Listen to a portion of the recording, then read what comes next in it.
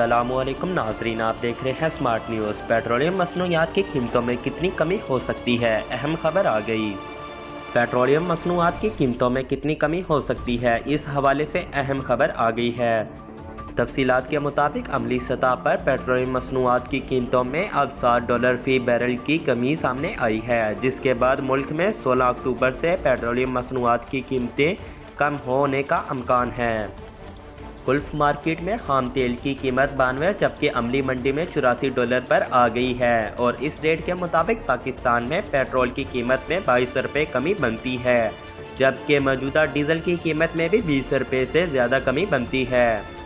डल rate के मुताबिक पाकिस्तान में फ़ी बैरल तेल की कीमत 26,220 रुपये है, जबकि 15 सितंबर को 29,898 रुपये थी।